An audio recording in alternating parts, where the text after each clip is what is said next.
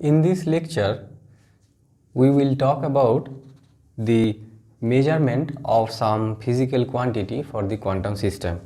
When we measure a quantum system to extract some information about a physical quantity or physical observable, for example, position, momentum, energy, or angular momentum, we associate a matrix operator corresponding to that physical observable.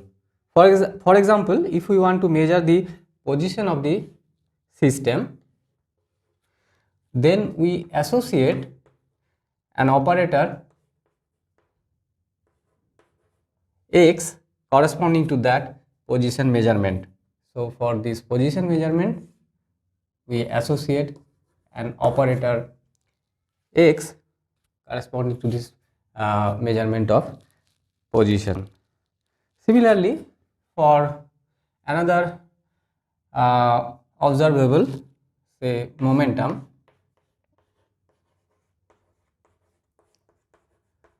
we associate another operator p corresponding to this physical observable. Similarly, the energy, for energy measurement,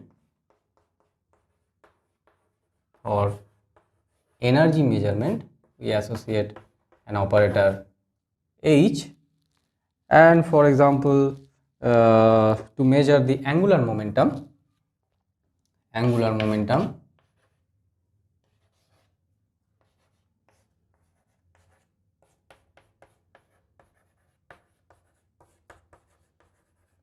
we associate an operator L corresponding to that physical observable. And in the matrix formulation of quantum mechanics, each of these operators are represented by a matrix, and each matrix operator will have their own spectrum of eigenvalues and eigenvectors.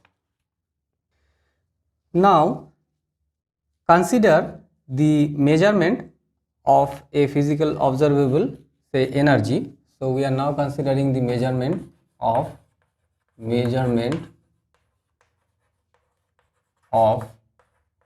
energy for the quantum system. Measurement of energy for the quantum system. Then, as I said, we associate a matrix operator H corresponding to that physical observable, energy in this case, and we also call it Hamiltonian operator. We also call it Hamiltonian operator in analogy with classical Hamiltonian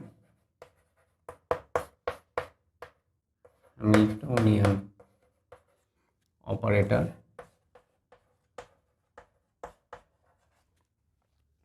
Quantum mechanics tells us that the measurement results are given by the eigenvalues of this matrix operator H. So let E1, E2, E3, En are the eigenvalues of this matrix operator H. So they are the eigenvalues of the matrix operator H, and they provide us the measurement results. So they provide us the measurement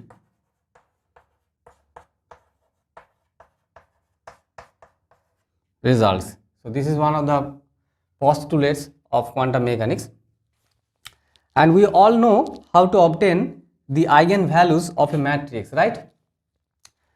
So when we do the measurement of this observable H, we get one of the eigenvalues, either E1 or E2 or E3 or En, as the measurement results or measurement outcome. At this point, we can keep some physical examples in the back of our mind. For example, the atomic energy levels. We all know that the atoms have discrete energy levels like this. When the atom is in the ground state, the energy of the atom is E1. When it is in the first excited state, the energy is E2. Similarly, higher energy states are E3, and there are many more energy levels here. So this is the nth energy level, and the energy is En. So there are many more energy levels here, and so these energies, this is the atomic energy levels.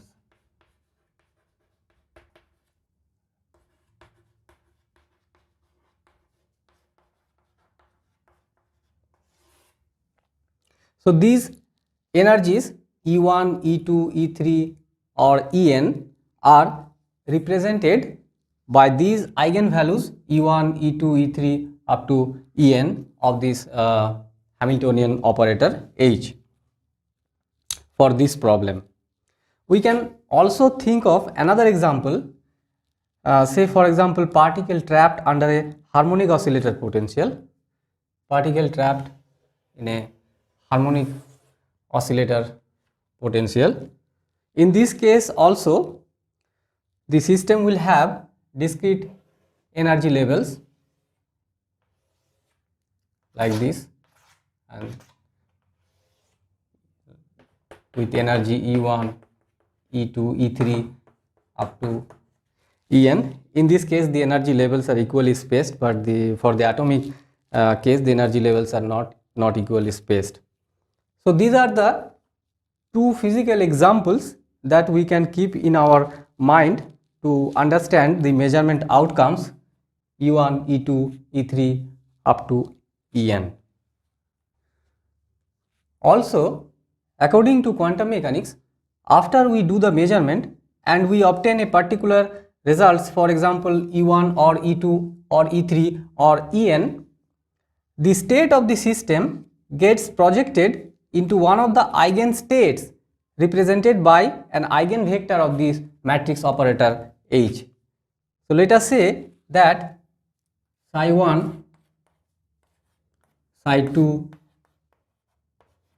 psi 3 up to psi n are the eigenvectors. These are the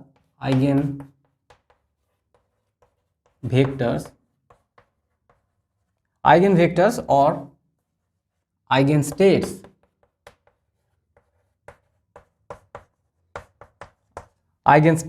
of the matrix operator H. They represent the atomic energy states for this problem, for these atomic energy levels. So these psi 1, psi 2, psi 3, psi n, they represent the energy state, atomic energy states, psi 1, psi 2, psi 3 up to psi n for this problem, or the energy eigenstates of this problem. These eigenstates psi 1, psi 2, psi 3, psi n form a possible basis similar to the unit vectors I, j, k I have mentioned in earlier in the three-dimensional Euclidean space. So these eigenstates psi 1, psi 2, psi n, they can serve as the basis vectors by which one can expand a general vector psi. Let me summarize again.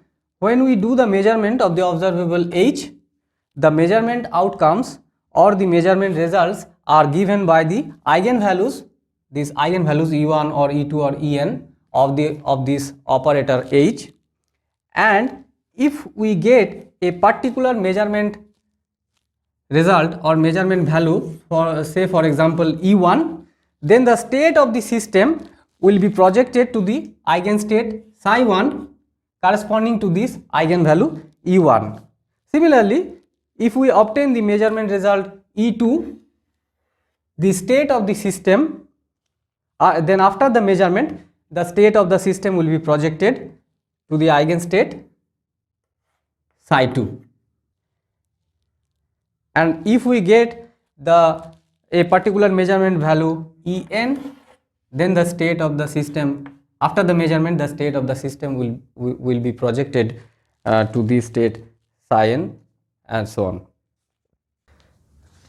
These eigenvalues and eigenvectors of this matrix operator H satisfy the following eigenvalue equations. H acting on the eigenvector psi 1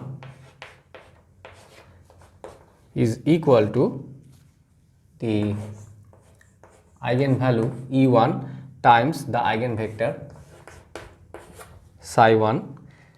Similarly, H acting on the eigenvector psi 2 is equal to E2 times psi 2, and H acting on psi 3 similarly will give E3 psi 3 and so on. H acting on the eigenvector psi n is equal to the eigenvalue En psi n. Hence, if the system is prepared in an eigenstate psi 1, like this, for this case the atom can be prepared in an energy eigenstate psi 1, right. So, if the system is prepared in an eigenstate psi 1 and we do the measurement, we measure the observable H, the result is given by the eigenvalue E1, and if the state is prepared in some eigenstate psi 2 and we measure the observable H, then the result will be given by the eigenvalue E2 and so on. But this is not the whole story here. The eigenstates psi 1, psi 2, psi 3 or psi n are not the only possible states of the system. The system can also be prepared in a more general quantum state, as we have already mentioned earlier, like this: psi equal to C1 psi 1 plus C2 psi 2 plus Cn psi n, which we call a quantum superposition state. When the system is prepared in this state psi, the state of the atom, for this example, the state of the atom is neither in state psi 1 nor in psi 2 or in psi 3 or in any particular state, but the state psi is at a very strange kind of superposition, and classically which is not possible, and the state of the atom, we will say then we will say that the state of the atom is hanging somewhere in between, and better to say that the atom is in a coherent superposition state, superposition of these states psi 1, psi 2, psi 3 up to psi n, etc. And quantum mechanics actually allows this kind of states, and these kind of states are now routinely produced in the laboratory, and many quantum information processing protocols and even quantum computers exploit this kind of quantum coherence property of the system. Suppose the quantum state is prepared in this state psi, which is C1 psi 1 plus C2 psi 2 plus C3 psi 3, which consists of a superposition of the energy eigenstate psi 1 psi 2 psi 3. So, these psi 1 psi 2 psi 3 are actually psi 1 psi 2 psi 3 are the eigenstate of the Hamiltonian operator H, and this kind of superposition state can be realized using, for example, a 3-level atom for which the atomic energy transitions are restricted within the first 3 energy levels, and and this can be done experimentally by assuring that the probability of transition to the higher energy levels, that is psi 4, psi 5 or the higher energy states, are negligibly small. So next we will discuss the measurement of energy or the measurement of the physical observable H in the context of this state psi. Now, as I have already mentioned at the beginning of my talk, that this state vector psi is a vector belonging to a complex linear vector space called the Hilbert space, where this C1, C2, C3 are the vector components. C1, C2, C3, they are the vector components and they are in general complex number. So, they are in general complex numbers, and we also call them probability amplitude. Probability amplitudes in the context of measurement. I will just talk about that. And now why does these complex numbers are so important in quantum mechanics? We know that a complex number can be written as a complex number C can be written as A plus IB, where this is the real part and this is the imaginary part of the complex number, which can also be written as R e to the power I theta in this form. Now we can clearly see that this has a phase in it. In the complex number there is a phase, and in many interference or coherent phenomena in quantum mechanics, this phase plays a very important role. The physical interpretation to these complex numbers C1, C2 and C3 were given as follows. So when we do the measurement of the observable H, mod C1 square is equal to C1 star C1 actually. This gives us the probability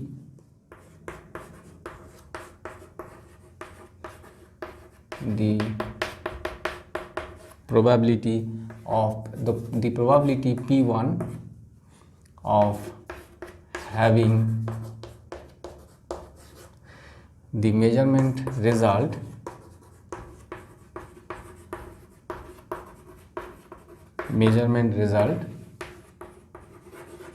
E1. So this mod C1 square, that is C1 star C1, gives us the probability P1 of having the measurement result E1. So initially we prepared this system in this state psi, which is in a superposition of the eigenstates of the Hamiltonian, and then when we do the measurement, the mod psi, this coefficient mod square of this coefficient C1 mod square, actually C1 star C1, gives us the probability P1 of having the measurement result E1. Similarly, mod C2 square is equal to C2 star C2. This gives us the probability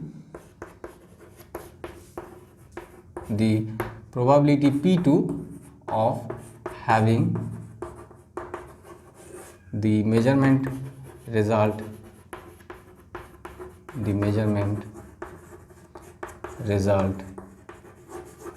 E2, and mod C3 square is equal to C3 star C3. This gives us the probability P3 of having the measurement result E3, and the total probability mod C1 square plus mod C2 square plus mod C3 square.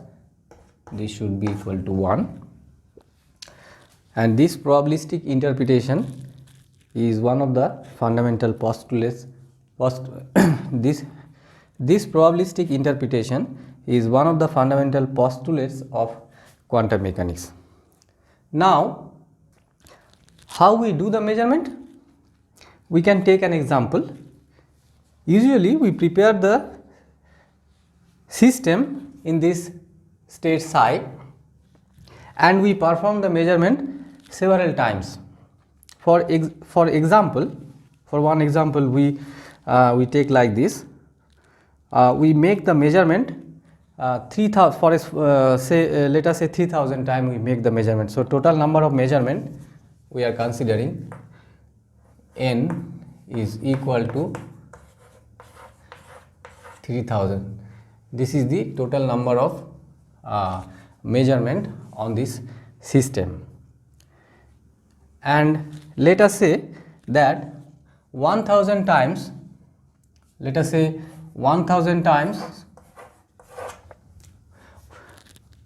we have got the result E1 for this energy measurement, and 500 times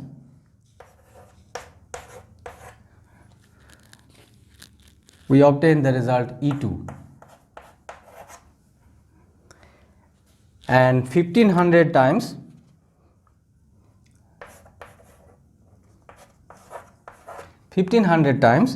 we have got E3.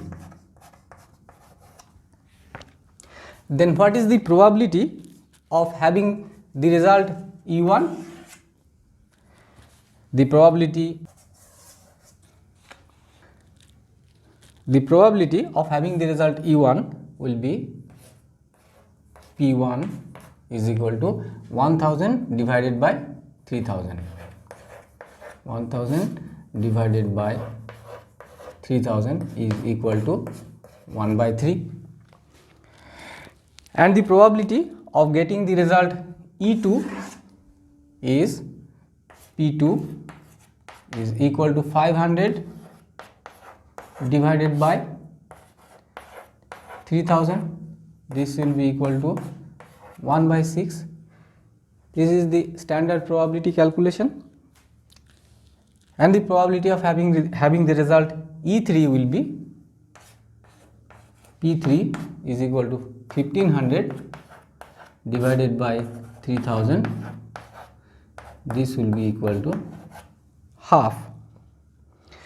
So from this experimental side, when we perform the measurement, we get the probabilities like this, where we can easily see that P1 plus P2 plus P3 is equal to 1 by 3 plus 1 by 6 plus 1 by 2. This is equal to 1.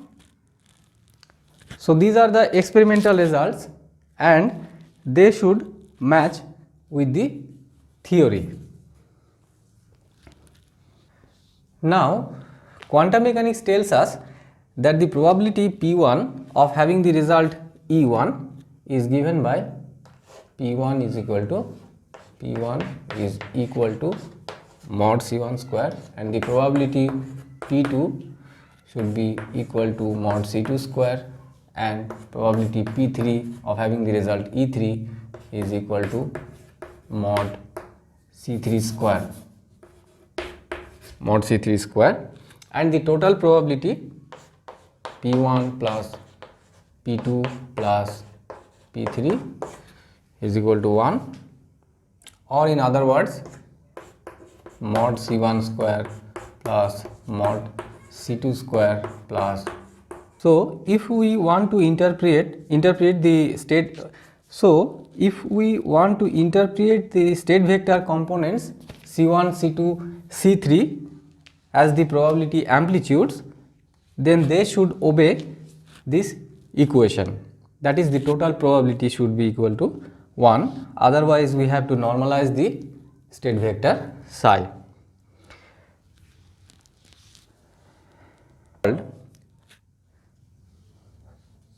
Hence, we can see that quantum theory is fundamentally probabilistic in nature, so we give up our well-nourished deterministic view of the world.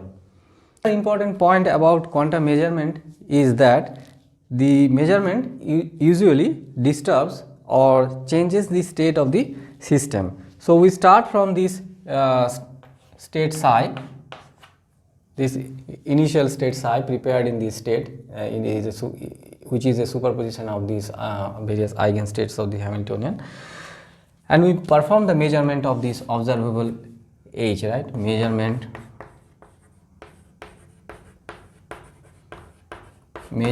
of the observable H, here in this case Hamiltonian operator, and we obtain a particular result or outcome, for example E1 with probability P1 is equal to mod C1 square. Then after the measurement, the state of the system will be projected from this state to this eigenstate psi 1, and if we obtain the result E2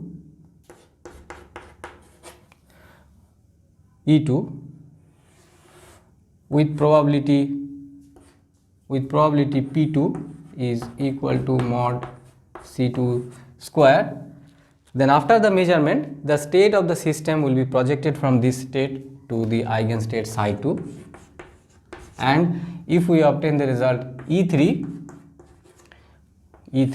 with probability P3 is equal to mod C3 square, then after the measurement the state will be projected from this initial state psi to the eigenstate psi 3.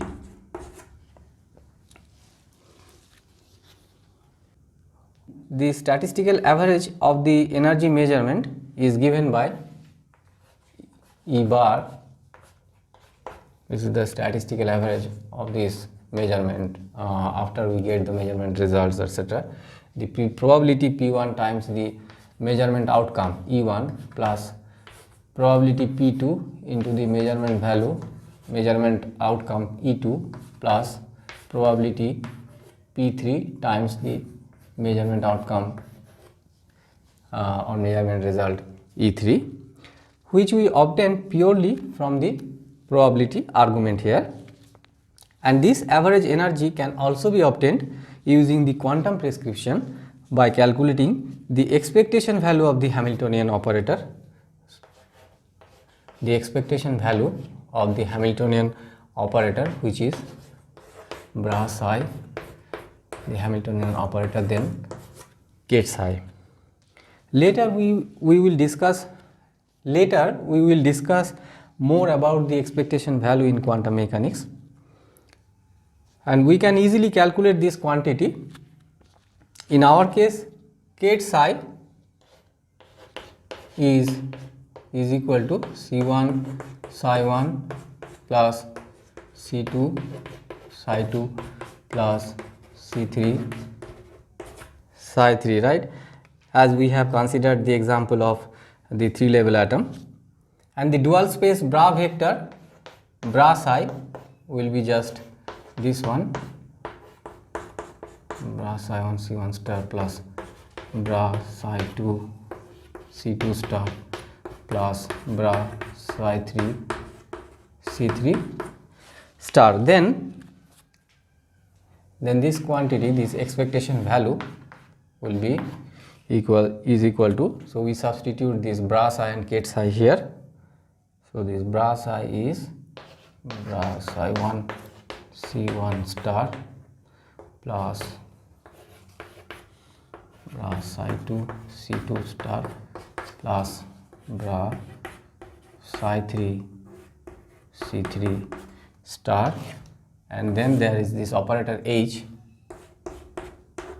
and then this ket psi is C1 psi 1 C2 psi 2 plus C3 psi 3. Now we first calculate this part, this h times this whole vector, so that we can easily calculate h times c1 psi1 plus c2 psi2 plus c3 psi3. This will be equal to c1 e1 psi1 plus c2 e2 psi2 plus c3 e3 psi. This is because h psi1 is equal to e1 psi1 and h psi2 is equal to e2 psi2 and h psi3 is equal to e3 psi3, the eigenvalue equations for the Hamiltonian operator. So now we use this expression here. So we substitute that to obtain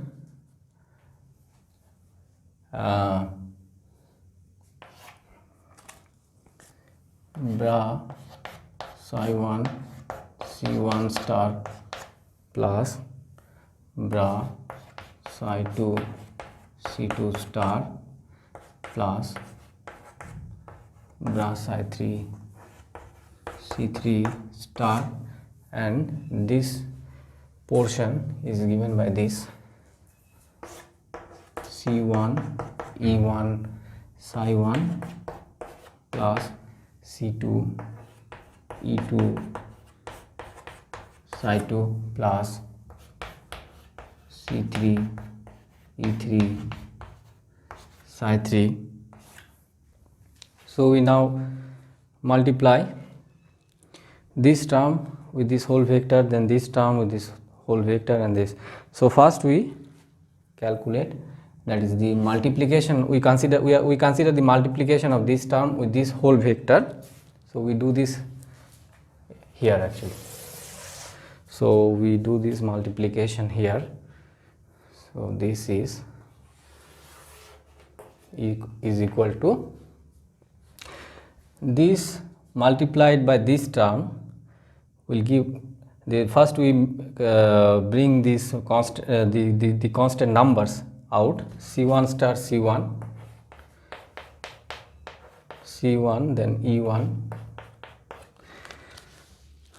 bra psi1 ket psi1 plus c1 star c2 e2 bra psi1 ket psi2 plus c1 star c3 e3 bra psi1 ket psi3. Then we are considering this term multiplied by this whole vector, so that is c2 star c1 e1 bra psi2 ket psi1 plus c2 mod square e2 bra psi2 ket psi2 plus c2 star c3 e3 bra psi2 ket psi3 plus this term multiplied by this whole vector. So what is that? That is c3 star c1 e1 bra psi3 ket psi1 plus c3 star c2 e2 bra psi3 ket psi2 plus mod C3 square E3 bra psi 3 ket psi 3. Now the psi 1, psi 2, psi 3 are the eigenstates of the psi 1, psi 2, psi 3. They are the eigenstates of the Hamiltonian operator and they are orthogonal to each other. So this term will go to 0. Psi 1, psi 2 inner product is 0. This inner product psi 1 bra psi 1 ket psi 3, this will be 0, and the inner product psi 2 psi 1 is 0. This inner product will also vanish, and this inner product will vanish. This inner product will also vanish. So which term actually survives? From here this term survives from this first line, and from the second line this term survives, and from the third line this term survives.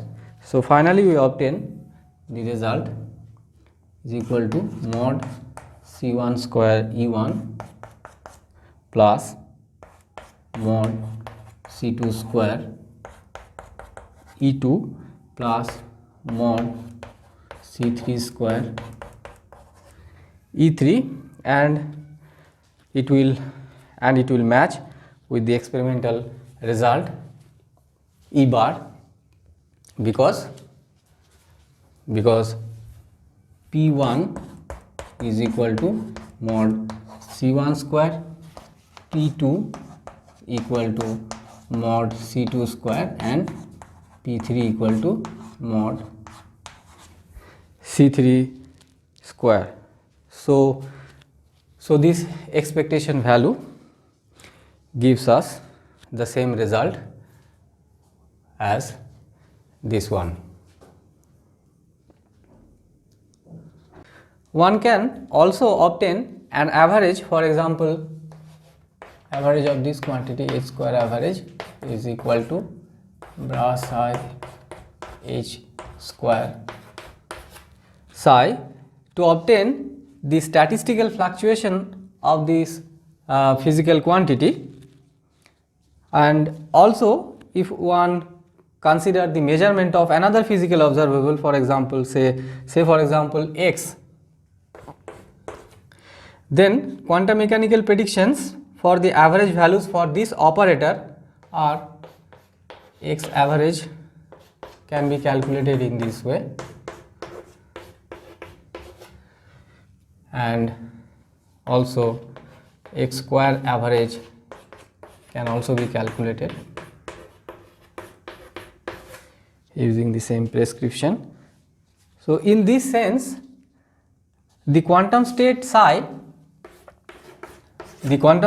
contain all the measurement statistics for the quantum system. So this kind of measurement statistics can be obtained from this state vector psi. There are few remarks about today's lecture. First one, when we write down the state of a quantum system using the state vector psi, we are actually considering the system to be in a pure state, which is indeed the case of an isolated system. But if the system is not completely isolated, then the state of the system cannot be represented by a pure state vector psi. We will then need to describe the system using density matrix. So for pure state,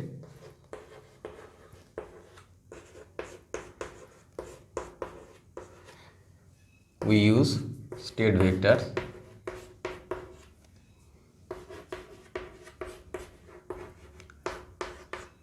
psi, and for mixed states under some certain physical conditions the state gets mixed. For mixed state we use density matrix,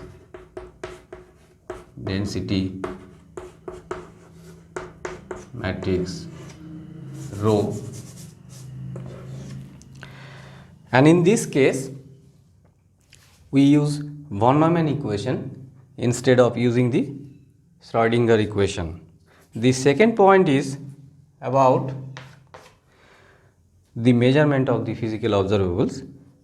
The measurement that I have considered in this lecture are standard orthogonal projective measurement.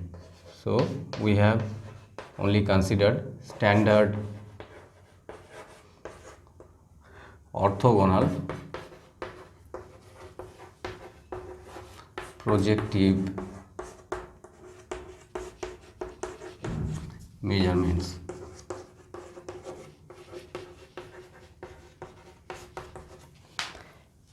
And the third point is that in our discussion we have considered only non-degenerate energy eigenstates. So we have only considered non-degenerate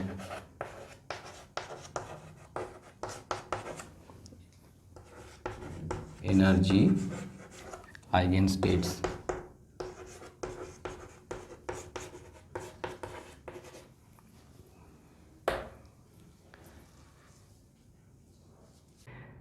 Thanks for watching this video. If this is the first time you are visiting my channel, please don't forget to subscribe it and tap the bell icon to get notified for my new videos. Please comment below. Your thoughts and suggestions would be greatly appreciated.